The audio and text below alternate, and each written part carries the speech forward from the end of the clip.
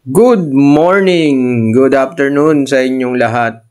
Hello everyone, nandito tayo ngayon sa Bermosa, Imus, Cavite. Nandito tayo sa Lasal. Driving lang tayo dito. Parang tour ko rin kayo kung ano yung itsura nung De La Salle dito sa Imus, Cavite, Bermosa. So itong Bermosa guys, ano to, para siyang community, baga sa Quezon City, parang ito yung Libis sa Ayala Alabang. Ayala lang may-ari nito ang pagkakaalam ko, Bermosa, kasi nandito rin yung District Mall. So, isa siyang community. So, may mall dito, may landers, may mga gym, track and field, may swimming pool pa nga malaki dito. Tapos, kakaroon dito ng mga condo sa sunod, more or less. So, para din siyang Bilyar City. So, isa community ito. May school pa nga, may Lasal, De La Salle, Sobel. So, nakapansin ko rito, malaki tong school na to. Ang haba nga ng napapansin nyo ba, ang haba ng kanilang pader or gate. O, di ba? Ang haba Ang haba ng kanilang wall. Okay.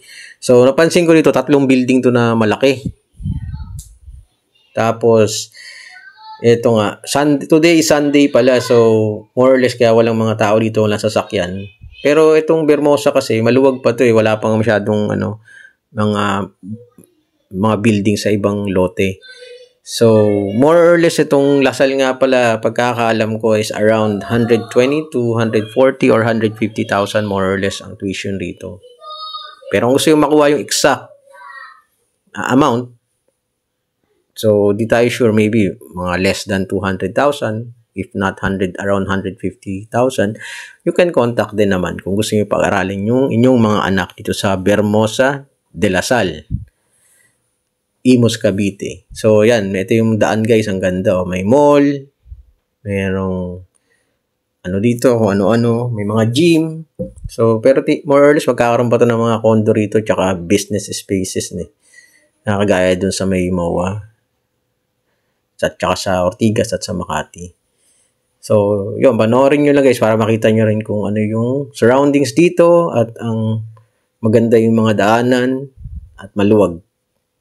So, enjoy watching and thank you for watching, visiting my vlog, and you have a wonderful day guys. Huwag nyo kalimutan, always pray and ask God for guidance and thank God for a beautiful day. Lalo na kung healthy ka ngayon. Tsaka magkakaroon ka ng maraming blessings pag hiningi mo yan at pinagdasal mo sa Panginoon at samahan mo ng tiyaga at sipag. Okay, maraming salamat and enjoy your day.